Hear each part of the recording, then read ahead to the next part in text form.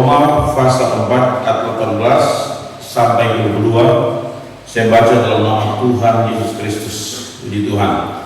Sebab sekalipun tidak ada dasar untuk berharap, namun Abraham berharap juga dan percaya bahwa ia akan menjadi bapa banyak bangsa menurut yang telah difirmankan.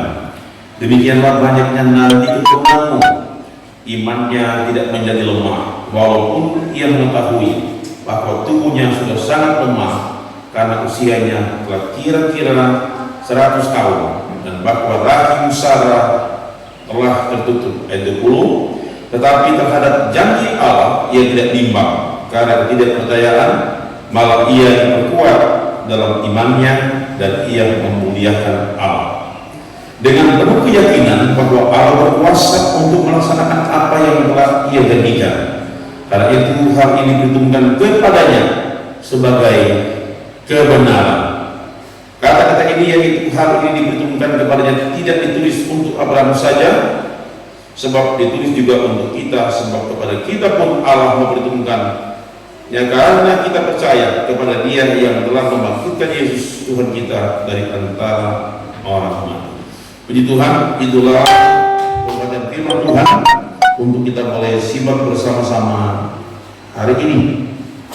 Dan khotbah saya hari ini saya berikan judul iman yang benar.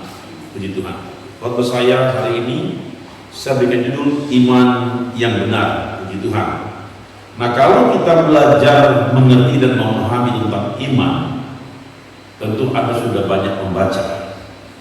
Dan mungkin juga umat-umat Tuhan sudah sering membaca secara konkordans atau anak-anak Tuhan yang ditulis dalam Alkitab, atau tokoh-tokoh Alkitab yang ditulis di dalam Alkitab, siapa-siapa mereka yang masuk di dalam tokoh-tokoh iman atau anak-anak Tuhan yang beriman. Nah, saudara terkasih dalam Tuhan, sebelum kita mulai dengan pemahaman ini, sedikit kita melihat definisi daripada iman. Kalau kita belajar tentang definisi iman, tentu dalam bahasa Indonesia ini, Kamus Besar Bahasa Indonesia memberikan arti sangat simpel. Iman itu kepercayaan kepada Allah. Jadi Kamus Besar Indonesia memberikan arti iman itu adalah kepercayaan kepada Allah. Namun kalau kita akan teliti dari kata Ibrani dan kata Yunani, maka juga mungkin sedikit berbeda pengertiannya. Nah, kalau definisi iman menurut kata Ibrani, ada dua kata yang bisa kita pelajari. Yang pertama kata emun. Emun itu diungkapkan di dalam Ulangan 33:20 dengan nomor kode strong 529. Nah, kita belajar melihat kata emun ini dalam terjemahan Mandarin. Kata ini disebut atau punya arti menjadi tulus. Nah, jadi kata emun ini kalau kita lihat dalam terjemahan Mandarin, ya, berangkat dari kata Ibrani ini, itu mempunyai arti tulus, ya. Tulus berarti lurus, tulus berarti sejati, tidak miring, lurus. Nah, kalau juga kita lihat kata yang kedua dari kata iman, kata Ibrani atau bahasa Ibrani, dia menggunakan kata emunah. Nah, kata emunah ini hanya terdapat di dalam Habakuk pasal 2 ayat 4 dengan nomor kode strong 530. Nah, ini kita belajar. Nah, dalam Alkitab terjemahan Mandarin, kata tersebut diterjemahkan menjadi percaya. Bahasa Inggrisnya bilang faith, ya. Kata juga tersebut mengandung arti menerima, tulus, rendah hati, dengan akibat dapat menerima hidup dan kepuasan. Itu dari kata emunah. Nah, kalau kita meneliti kata iman dari kata Yunani, itu menggunakan bahasa pistis atau pisteo dengan nomor kode strong 4102, ya. Itu yang kita pelajari, yang mempunyai arti faith, belief, confidence, atau faithfulness, atau kepercayaan, atau iman, atau kebenaran, dan lain-lain. Nah, kalau kita lihat Di Perjanjian Baru dipergunakan kurang lebih 230 kali kata pistis ini, kata iman ini. Dan kalau kita belajar lebih dalam lagi, kata ini menyatakan adanya satu objek yang patut dipercaya, patut dihormati, patut dihargai secara bonafide. Ini luar biasa. Jadi bukan sekedar bicara orang beriman, ada orang hanya tahu yang penting sudah beriman. Makanya tidak sampai pemahamannya, pengertiannya tentang iman. Padahal kalau bicara iman, dan kita lihat referensi ayat tadi, ini punya dasar untuk percaya, tapi Abraham percaya. Nah makanya orang percaya, umat Kristiani harus memahami kata iman. Percaya kepada dia yang tidak kelihatan, tapi benar-benar ada. Bertalian dengan keyakinan kita, pertumbuhan kepercayaan kita, kerohanian kita kepada Tuhan. Di sementara kita mengiring Tuhan, sudahkah kita punya konsep iman yang benar atau iman yang salah? Kalau kita memahami kata iman, kita percaya bahwa Allah itu ada, dengan fokus kita berpegang teguh, berpengharapan hanya kepadanya, kita tidak akan menjadi orang yang malas untuk beribadah kepada Tuhan. Kita akan jadi orang yang rajin untuk beribadah kepada Tuhan.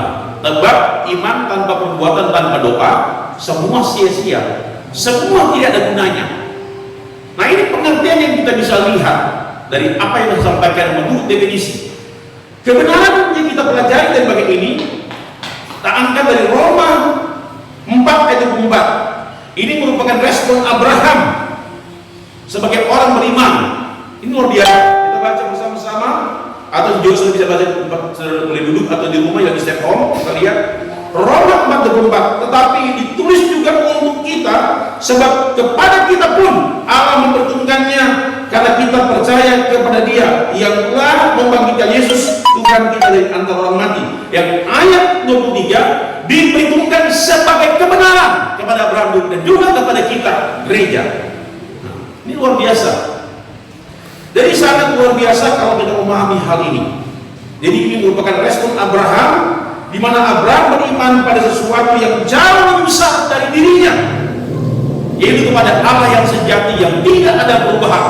Inilah seorang Abraham yang dijuluki Bapa orang beriman, Bapa segala orang beriman yang ada di seluruh dunia, Bapa segala orang beriman bangsa-bangsa yang ada di dunia. Dan ini yang kita kenal, yang kita belajar dalam Alkitab. Oleh iman Abraham, kata kitab, semua bangsa diberkati oleh Tuhan. Ini luar biasa. Nah kalau kita belajar terus memahami bagian ini, maka kita akan lihat banyak hal, ya. Kita kembali pada Roma tadi Roma 4, kita lihat atau 18.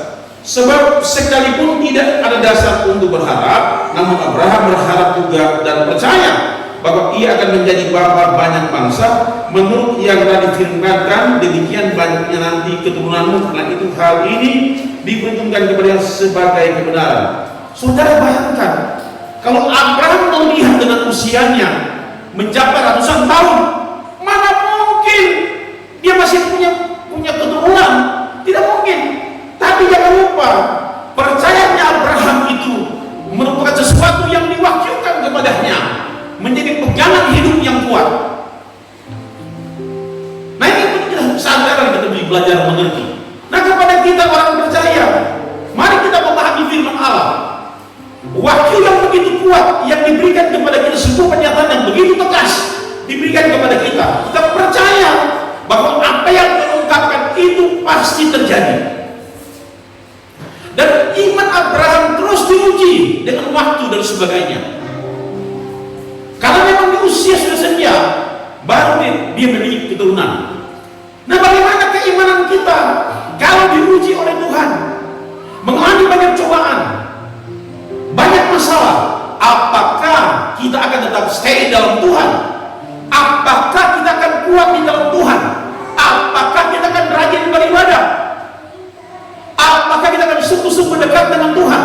Ketika masalah datang sini berganti, apakah kita menjadi orang percaya kuat atau hanya orang percaya yang asal jadi? Nah makanya saya katakan tadi, dari definisi iman, kita harus tahu secara sederhana percaya kepada Allah. Tapi definisi iman yang lebih dalam, kita percaya kepada Allah yang tidak kelihatan oleh kasat mata, oleh kita semua secara fisik tidak kelihatan, tapi kita berpegang teguh kepada-Nya yang mempunyai janji-janji itu yang diberikan kepada kita, pengharapan yang tumbuh yang kuat berdasarkan kebenaran Alkitab. Ini yang kita yakini. Supaya apa? Supaya kita jadi orang Kristen, anak Tuhan yang tidak mudah digoyahkan dengan tantangan zaman, persoalan zaman. Ternyata yang ada banyak pergumulan, tapi dengan senyum, dengan tawa, dengan sukacita iman, kita menghadapi pergumulan itu. Sebab kita meyakini ada sesuatu yang besar yang dijanjikan Tuhan di dalamnya. Meskipun itu proses untuk kita menerima jawaban dari Tuhan, menerima apa yang sedang kita inginkan, mungkin butuh waktu 1 bulan, 2 bulan, 3 bulan, 1 tahun, 2 tahun, bahkan bertahun-tahun. Bahkan juga mungkin ada yang dibutuhkan hari ini, besok atau lusa sudah tercapai. Memang dalam Alkitab ada banyak orang percaya yang berdoa, meminta sesuatu. Dalam kitab Yakobus meminta sesuatu, tapi Alkitab bilang Tuhan tidak menjawab. Sebab kalau mereka mendapat berkat, jangan-jangan mereka menggunakan berkat itu bukan untuk menyenangkan Tuhan, tapi mereka akan jauh dari Tuhan. Makanya tidak memperoleh. Kata kita, kamu berdoa dan tidak dapat jawaban, tidak memperolehnya. Kenapa? Sebab Tuhan tahu bahwa mereka tidak mampu mengelola berkat itu. Saudara, kalau kita belajar dari bagian ini, kadang-kadang kita mengklaim janji-janji Tuhan. Kita lihat dalam Yosua 1 ayat 3. Setiap tempat yang akan diinjak oleh telapak kakimu, kuberikan kepada kamu, seperti yang telah dijanjikan kepada Musa. Jadi Musa, lihat, Abraham memahami hal itu, Musa juga memahami hal itu. Jadi merupakan program pewahyuan Allah kepada tokoh-tokoh iman ini. Tapi kita juga kadang-kala tanpa mengoreksi diri kita, mulai mengklaim, saya akan memiliki mobil ini, mobil itu, tanah ini, tanah itu, dan sebagainya. Kita kadang-kadang begitu kan kalau berdoa. Kami akan ini, kami akan itu. Jadi banyak hal yang kita mintakan kepada Tuhan. Mungkin begini, Bapak di surga dengan iman saya akan punya mobil Ferrari. Bapak di surga dengan iman saya akan punya mobil Alphard. Tunggu dulu. Apa ketika Ferrari ada, Alphard ada satu mengongkos maintenance-nya, baru pajak saja mau dibayar tiap tahun, berapa pajaknya? Apa mampu Anda bayar? Dari Tuhan memberikan berkat kepada kita sesuai dengan kadar iman kita. Tuhan memberikan sesuatu sesuai dengan kemampuan kita, dedikasi kita, loyalitas kita kepada Tuhan. Bagaimana kita menghargai dan menghormati Tuhan dalam hidup ini. Sebesar apa iman yang kita miliki? Nah, ini yang kita pelajari. Di sini kita belajar sesuatu yang sangat dalam dan begitu berarti untuk kita lihat, membandingkan dengan kehidupan kita. Kalau iman yang tidak didasarkan pada pewahyuan, itu adalah iman yang kosong. Sekali lagi, kalau iman tidak berdasarkan pada pewahyuan, itu adalah iman yang kosong. Kalau itu tidak pernah dijanjikan oleh Tuhan, tidak pernah diberitakan oleh Tuhan, itu adalah iman yang kosong, hanya bersandar kepada akalmu. Saudara, kita lihat dari bagian ini, seperti apa sebenarnya iman itu. Ibrani 11 ayat 6. Tetapi tanpa iman tidak mungkin orang berkenan kepada Allah. Sebab barang siapa berpaling kepada Allah, ia harus percaya bahwa Allah ada, dan bahwa Allah memberi upah kepada orang yang sungguh-sungguh mencari Dia. Nah, ternyata kita punya pegangan hidup berdasarkan pewahyuan firman Allah datang kepada kita. Kita mengerti, memahami dengan keyakinan kata kita, ia harus percaya bahwa Allah ada dan bahwa Allah memberi upah kepada orang yang sungguh-sungguh. Nah, dengan baik, ternyata iman itu berkaitan dengan sungguh-sungguh. Orang yang serius. Jangan harap orang yang sungguh-sungguh, jangan harap orang yang serius akan diberkati oleh Tuhan. Jangan harap. Anda boleh bicara dengan berbagai macam bahasa, mengutarakan, mengejawantkan kata iman, boleh menghubungkan kata iman memiliki sastra grammar yang indah untuk dapat didengar, untuk dapat diucapkan, dapat disampaikan. Tapi pribadimu, menyangkut dedikasimu, loyalitasmu kepada Tuhan, sejauh mana Anda berdoa, sejauh mana Anda menyembah Tuhan, dan sejauh mana Anda sedang menghidupi iman itu dalam pribadi Anda. Sejauh mana Anda dan saya menghidupi firman Allah itu dalam hidup kita. Sejauh mana kita menghidupi iman dalam tindakan yang nyata lewat perbuatan-perbuatan yang kita lakukan. Bukan sekedar percaya dengan iman bahasa dan kata. Kita kalau main bahasa kata-kata, oh mau jago, apalagi kalau dia belajar bahasa, hebat. Tapi benarkah itu sudah melekat dengan hidupnya? Atau hanya sebuah ucapan saja, sebuah konsep pemikiran, sebuah konsep linguistik, bahasa, tutur kata, grammar, sastra. Keimanan bukan hanya saja diukur dengan definisi, tapi bagaimana dedikasi kita, kesungguhan kita mengiring Tuhan. Setiap saat, dimanapun dan kapanpun kita pergi dengan yang dan berada. Mampukah kita mengelola apa yang Tuhan percayakan kepada kita dengan memberikan iman kepada kita? Dasar iman yang hakiki, yang kuat, berpijak, bertumpu pada kebenaran firman Allah. Makanya referensi ayat Roma 10 ayat 17, timbul dari pendengaran, dan pendengaran akan sabda Tuhan. Pendengaran akan firman Allah, dan iman itu adalah fasilitas surga yang diberikan kepada kita orang percaya untuk kita mampu menggunakannya. Untuk mampu menggunakannya. Nah, benarkah kita orang percaya yang benar-benar ketika Tuhan percayakan iman itu, kita mampu menggunakannya atau hanya sekedar? Saudara, iman yang saya pernah katakan lewat khotbah live streaming, iman itu bukan stagnan, iman itu bukan diam, tapi iman itu pergi dan berbuat. Karena dalam iman ada kasih, dalam iman ada pengharapan, dalam iman ada perbuatan. Bukan cuma sekedar bicara, janji tinggal janji, tapi dusta dalam terus. Ayat iman bukan begitu, tapi iman realisasi dalam dedikasi hidup kita, pengabdian, loyalitas kita, plus dengan kata sungguh-sungguh mencari Dia, sungguh-sungguh, dan yakin bahwa Dia ada, meskipun tidak terlihat oleh mata kita. Secara fisik kita nggak lihat, tapi kita meyakini dengan iman, Dia ada bersama dengan saya, Dia ada bersama dengan saudara. Haleluya. Nah, saya mau katakan kepada kita, baik dalam kumpulan yang kecil kita boleh berkumpul beribadah, maupun yang stay home, yang lagi menikmati live streaming ini, kita mesti yakin dengan sungguh bahwa iman yang Tuhan berikan kepada kita adalah iman yang penuh dengan kepastian. Jadi iman yang kita miliki adalah iman yang dahsyat. Jadi orang beriman pasti menghidupi kebenaran firman Tuhan dalam diri kita masing-masing. Jadi sekali lagi, orang percaya pasti menghidupi firman Allah itu dalam diri kita masing-masing. Dengan apa? Dengan meyakini sungguh-sungguh sambil berbuat. Ini penting sekali untuk kita pahami. Dari secara sederhana saya katakan tadi, iman itu mengakui Allah, mengatakan Allah itu ada. Tapi iman adalah sebuah konsep, sebuah perhatian Tuhan yang perlu kita pahami. Iman adalah sebuah keyakinan yang teguh, percaya penuh, tanpa ragu. Dan iman yang kita miliki, iman yang benar, percaya penuh tanpa ragu. Dan kita lihat, kalau kita percaya penuh tanpa ragu, referensi ayat Matius 21 ayat 21 sampai 22. Saya baca untuk kita semua.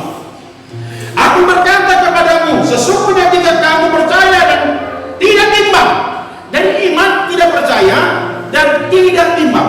Sekali lagi, iman, percaya, dan tidak timbang. Kamu bukan saja akan dapat berbuat apa yang kuperbuat dengan pohon ara itu, tapi juga jikalau kamu berkata ini, berandaklah dan tercampaklah ke dalam laut, hal itu akan terjadi. Dan apa saja yang kamu minta dalam doa dengan penuh kepercayaan, kamu akan menerimanya.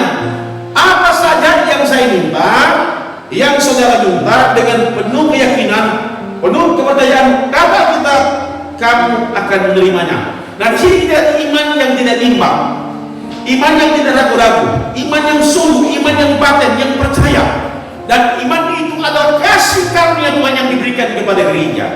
Iman adalah anugerah Tuhan yang diberikan kepada kita. Iman merupakan fasilitas surgawi yang diperuntukkan bagi orang percaya, bagi saya, bagi saudara. Nah, kalau ini merupakan fasilitas surgawi, kita harus mengerti ternyata iman itu kita bisa gunakan sebagai kunci untuk membuka pintu-pintu berkat. Haleluya. Iman sebagai kunci untuk membuka pintu-pintu berkat. Yang penting jangan tiba, harus sungguh-sungguh tendensi kita. Ini luar biasa. Nah, berarti iman terus bekerja. Iman terus bekerja keras dalam kehidupan kita. Saudara terkasih, kalau kita melihat kehidupan Abraham, dia adalah seorang beriman yang begitu luar biasa, yang menjadi panutan gereja. Jadi kalau bicara soal iman, maka Abraham adalah tokoh yang sangat beriman. Masih ingatkah kita ketika Tuhan minta Abraham untuk mempersembahkan anaknya yang dikasihi? Masih ingatkah kita? Ini menjadi cerita PMU di sekolah minggu, cerita tentang Abraham. Di mana imannya diuji untuk meminta kepada dia oleh Bapa di surga supaya anaknya dipersembahkan. Masih ingat siapa yang dipersembahkan? Masih ingat? Halo? Masih ingat? Ishak dimintakan untuk dipersembahkan, dikorbankan. Saudara, saya mau katakan, dan itu dilakukan oleh seorang Abraham. Di sini muncul ungkapan virus warens intelektu, iman berusaha untuk mengerti. Dan iman Abraham mengerti tentang kehendak Tuhan. Dia membuat dan sungguh-sungguh, karena dimintakan kan tidak bimbang. Jangan imanmu bimbang supaya kamu akan menerima apa saja. Nah, iman Abraham tidak bimbang. Apa yang Tuhan mintakan, dia siapkan. Dia ngatur mesbah, dia atur kayu-kayu untuk dibakar anaknya. Besok dia akan dibakar, Ishak akan dibakar, dikorbankan. Tetapi Tuhan datang kepada Abraham, lihatlah, tengoklah ke sana. Ternyata saudara, Tuhan memperlihatkan kepadanya seekor domba yang harus disembelih. Di sini iman Abraham lulus ujian. Nah, sudahkah iman Anda lulus ujian? Dengan Tuhan memintakan terbaik dari hidupmu. Halo. Yang terbaik. Belajar melepaskan hakmu. Terkadang kita orang percaya sama Tuhan, baru minta dia korban 500.000. Sudah, aduh, gimana ya? 1 juta, aduh gimana ya? Baru kasih aja perempuan 1 juta, 2 juta, sudah ngeluh sama Tuhan. Belum Tuhan minta, anakmu dikorbankan. Apakah boleh? Halo? Apakah boleh? Makanya jangan miliki iman yang rendah-rendah, saudara. Iman yang asal jadi. Tapi iman yang benar-benar teruji dengan satu landasan yang kuat, kewakilan dari Tuhan. Landasan iman adalah kitab suci itu sendiri yang diwakilkan kepada kita, sehingga akan menguatkan kita, mengingatkan terus kepada kita. Firman Allah terus upgrade keyakinan kita, upgrade kepercayaanmu, kerinduanmu untuk datang pada Tuhan, diingatkan terus untuk menghampiri Tuhan. Saudara terkasih, jemaat Tuhan, yang tahu kumpulan kecil maupun juga yang stay home, yang lagi menikmati live streaming ini, orang beriman tidak khawatir soal penghidupan. Haleluya. Orang beriman tidak khawatir soal penghidupan. Sebab kalau bicara penghidupan, bicara hidup, kita tetap diperhadapkan dengan dua keadaan, dua sifat. Yang jasmani dan yang rohani. yang diterangkan oleh Alkitab dengan kata bios dan kata zoe. Berkat-berkat jasmani dan berkat-berkat rohani yang ada hubungan dengan keselamatan. Kita dihadapkan dengan hal ini. Nah, mari kita lihat apa yang menjadi ungkapan firman Tuhan untuk kita pelajari hari ini. Hal yang diberikan kepada kita. Matius 6, kita lihat. Matius 6 ayat 31, bahkan bisa sampai 32. Sebab itu janganlah kamu khawatir dan berkata, apa yang akan kami makan, apa yang akan kami minum, apa yang akan kami pakai. Nah, kita lihat, saudara, orientasi dari kehidupan manusia secara bias di dunia ini selalu orientasinya apa? Makan, minum, pakai. Betul. Orientasi dari kehidupan di dunia ini ada tiga bagian ini: makan, minum, pakai. Dan kadang-kadang kita khawatir dengan soal berkat, pakai, makan, minum. Ini tidak bisa dipungkiri. Dari soal pakai, makan, minum, banyak yang khawatir. Tapi juga, saudara, pemahaman Alkitab dalam referensi kita Matius yang dinyanyikan oleh seorang penyanyi yang sudah menjadi almarhum, Pendeta Yoyo Awadaku. Jangan kamu khawatir apa yang kau makan, minum, pakai. Ini menjadi top lagu ini. Jangan kamu khawatir. Gilbert Romanov ketika mendengar Yoyo Awadaku meninggal, dalam sebuah tayangan live streaming di YouTube, seorang Gilbert, dia mengungkapkan, ini lagu menjadi berkat bagi banyak orang. Bahkan seorang mantan sinode, Pak Sumakul, berkata bahwa lagunya Pak Yoyo telah memberkati banyak penatua di kolom di mana dia melayani. Ternyata lembaga institusi tidak akan menahan ketika kita bernyanyi dengan lagu-lagu rohani yang telah menyentuh hati kita. Lembaga kerja tidak akan mampu menahan untuk kita masuk pada pengurapan roh yang telah mengurapi pujian itu dengan kuasa, sehingga kita menjadi orang yang ekumenis, ekumenikal, menjadi orang ekumenik bersama-sama, bersekutu. Tidak lagi melihat engkau dari gereja ini, gereja itu. Lagu Pak Yoyo Awadaku, almarhum Yoyo Awadaku, telah mempersatukan banyak paradigma yang berbeda dalam gereja. Lagu ini menyatukan kita semua. Jangan kamu khawatir apa yang kau pakai, apa yang kau makan, minum, pakai, yang diangkat dari Alkitab dan menjadi top lagu ini. Pendeta J. Awadaku telah pergi tinggalkan kita, orang GPDI, orang GPDI. Dia tokoh di gereja kita. Bahkan saya taruh di Facebook, Rip, selamat jalan Om Yoyo Awadaku. Saya tambah di bawah, maka Minahasa Utara kehilangan salah satu putra terbaik di gereja kita. Dia orang minum, orang Darman ini kehilangan salah satu putra terbaik. Tapi apa yang dia lakukan? Dia sudah melakukan dengan iman sampai ajal hidupnya, sampai juga dia harus kembali ke rumah Bapa. Dia punya anak didik yang banyak. Anak sekolah kita yang ada di Cianjur, banyak anak didiknya. Dia membangun sekolah, membangun gereja, dan sebagainya. Jadi yang dikhawatirkan oleh banyak orang percaya dari soal makan, minum, pakai. Ketika COVID-19 ini, pandemi virus corona belum berakhir, ya, sampai hari ini masih mewabah di mana-mana.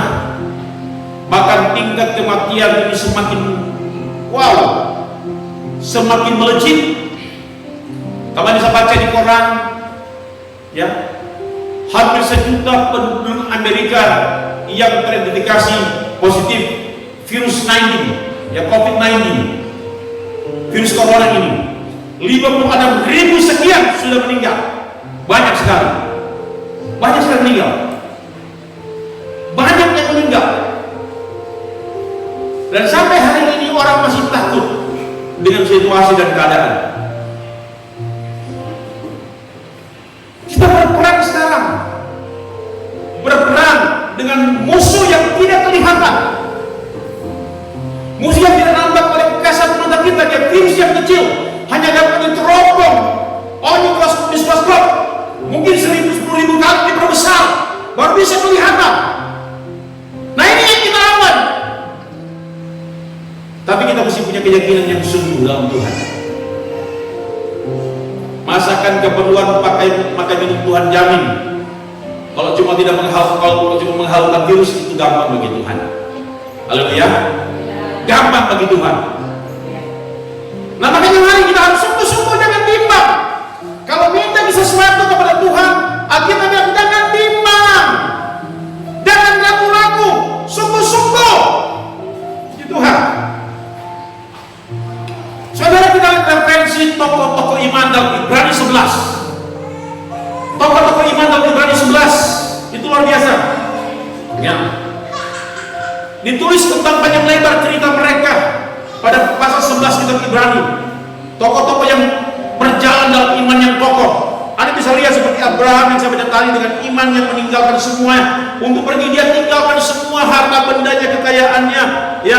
Dia pergi ke suatu tempat negeri, ke tempat perjanjian, tapi nggak tahu di mana tempat itu. Tapi dia tinggalkan semua hartanya.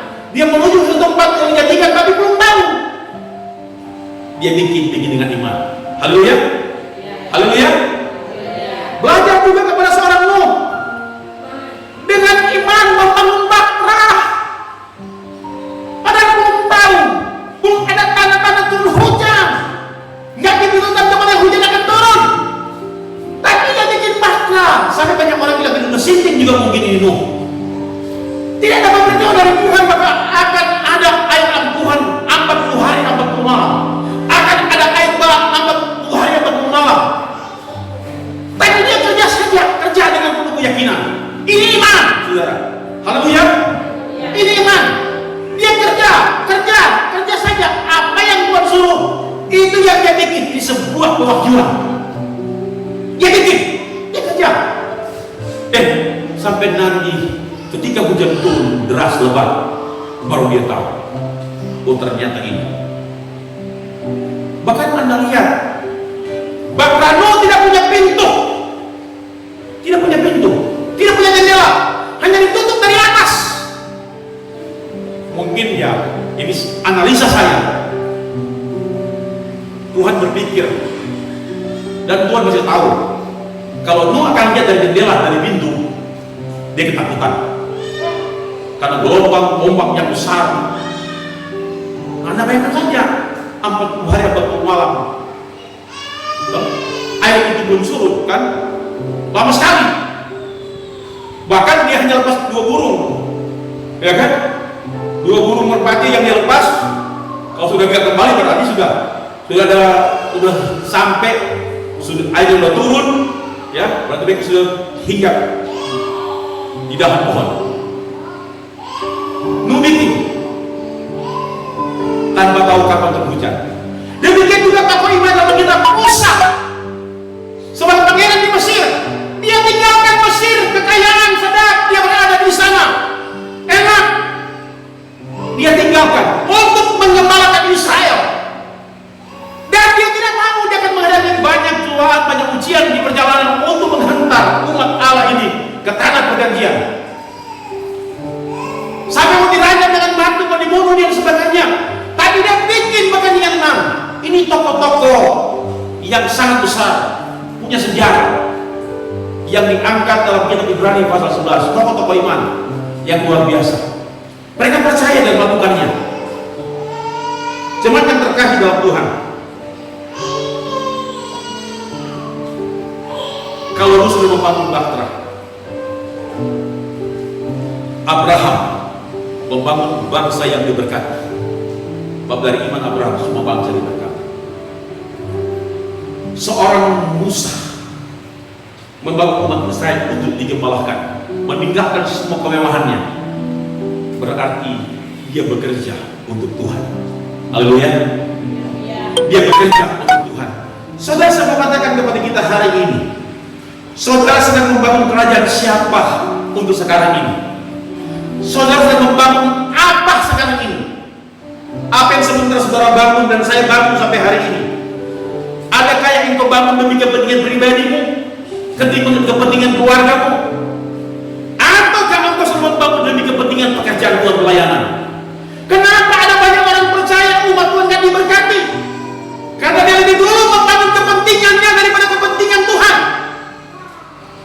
Padahal Matius sudah berkata pada pasal 43, cari dulu mencari surga dan kebenarannya, maka yang lain-lain akan ditambahkan kepadamu.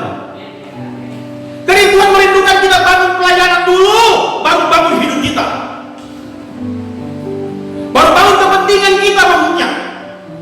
Kita mulai membangun iman untuk pelayanan kita, keyakinan untuk pelayanan kita, mengutamakan Tuhan di atas segala-galanya. Seperti Abraham, seperti Musa, seperti Nuh. Mereka dengar apa yang Tuhan bilang dan mereka lakukan dengan iman. Dan ternyata mereka berhasil. Meskipun berjalan tidak dengan penglihatan secara fisik, tapi dengan mata rohani, dengan iman. Mereka berjalan dan mereka mengerti mereka akan mencapai tujuan yang Tuhan inginkan. Gereja juga, saya dan saudara mempunyai iman yang handal. Kita lihat tokoh-tokoh ini diungkapkan dalam firman Allah, dan keyakinan kita, keyakinan sungguh yang dibangun pada dasar kebenaran firman Allah. Iman kita dibangun pada dasar kebenaran firman Tuhan. Untuk melihat kemenangan, bangunlah kepentingan Tuhan dalam hidupmu, bangunlah kepentingan surga dalam hidupmu, supaya kau melihat kemenangan dari Tuhan, bukan kepentinganmu, karena kepentingan surga. Kalau kita bangun kepentingan surga, saya sering bilang, berarti sudah menjadikan hidup ini mesbah di hadapan Tuhan, karena membangun kepentingan surga. Dari mesbah ini, semua pujian, penghormatan, kemuliaan hanya dipersembahkan kepada Tuhan. Semua yang berharap kebaikan dipersembahkan kepada Tuhan. Menjadikan hidupmu mesbah, karena membangun iman, mempersembahkan yang terbaik, menjadi sebuah persembahan yang bukan berbau busuk, tapi berbau harum di hadapan Tuhan.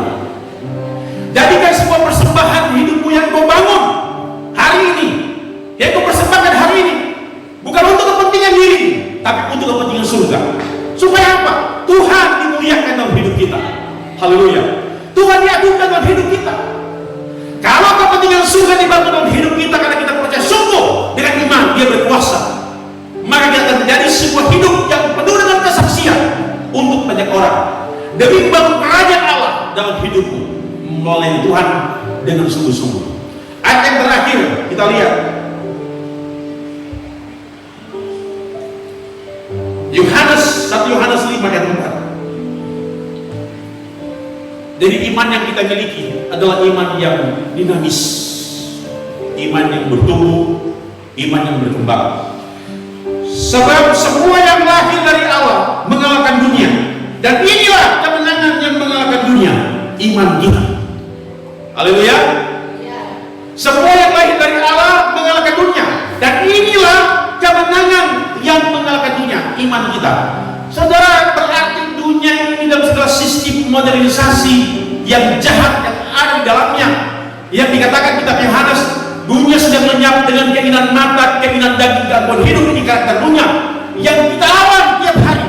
Dia mengikis kita, menggoda kita tiap hari. Tapi lawanlah dengan iman, karena iman lahir dari Allah. Yang lahir dari Allah itulah iman Anda, iman saya, yang dapat mengalahkan dunia ini. Jadi dunia ini dapat dikalahkan dengan iman yang kita miliki.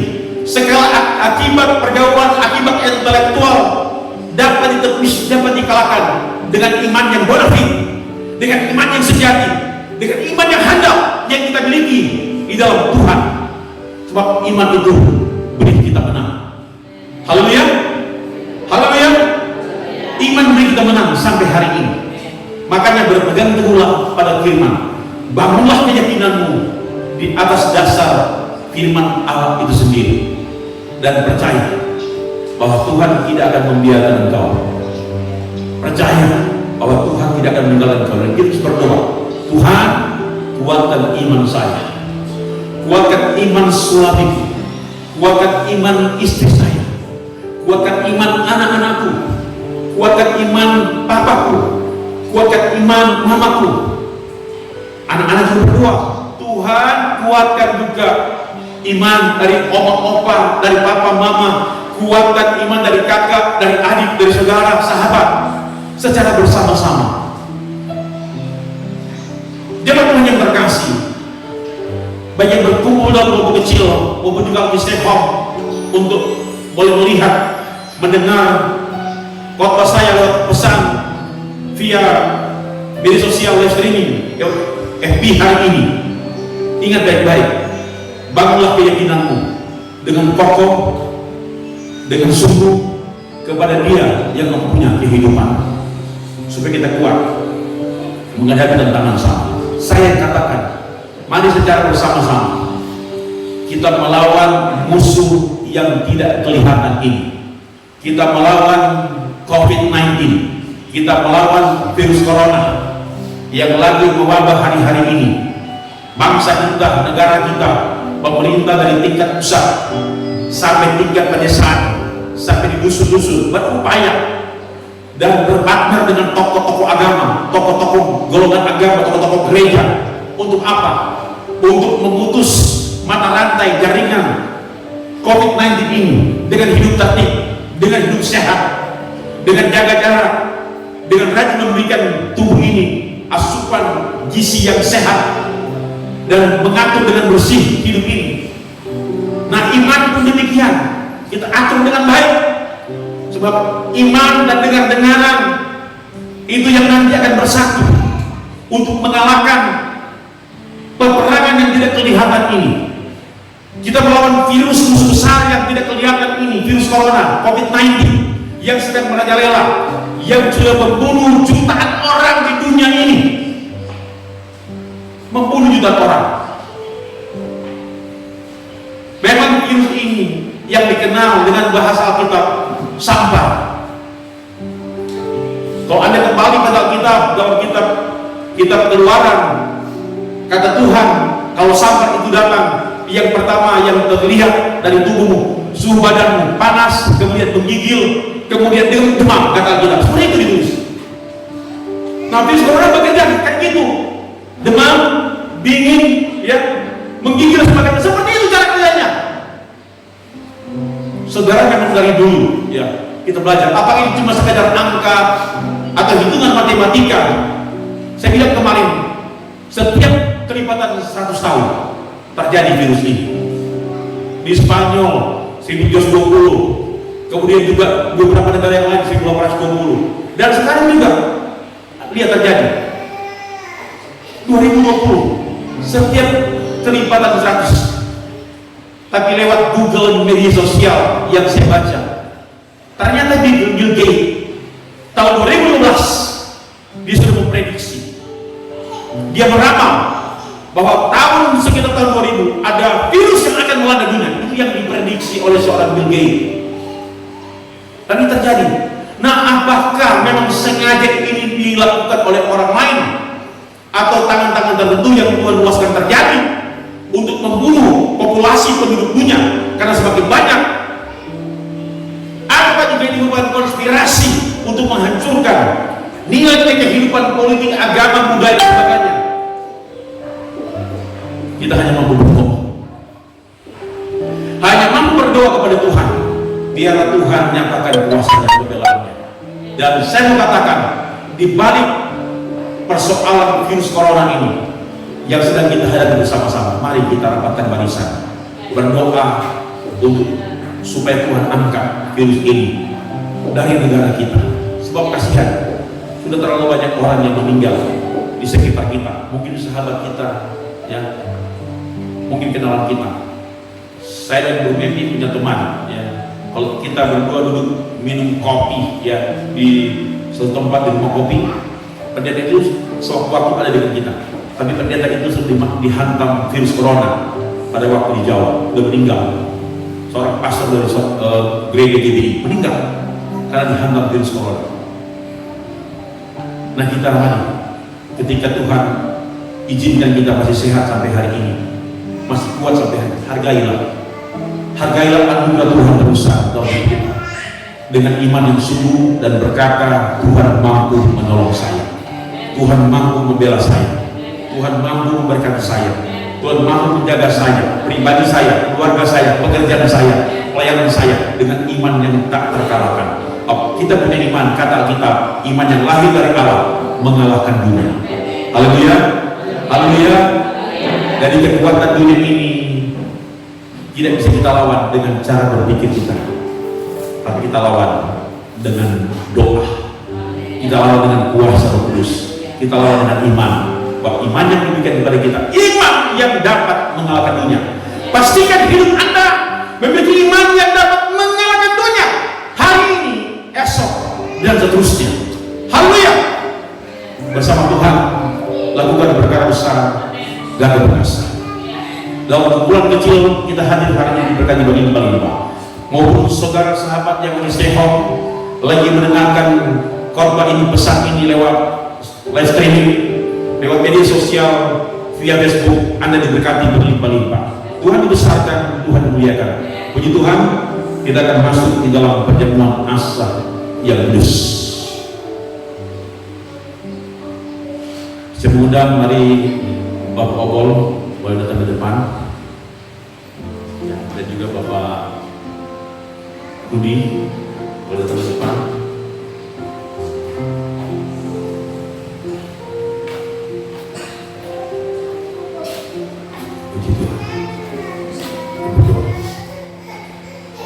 Bapak di surga, terima kasih banyak hari ini Engkau berikan buat kami untuk boleh bersama-sama beribadah.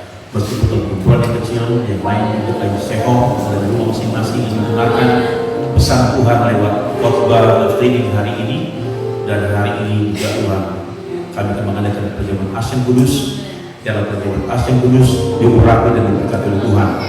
Kami melaksanakannya dengan taat dan gentar, mengasihi Tuhan lebih dari segala-galanya. Dalam nama Yesus kami berdoa. Haleluya.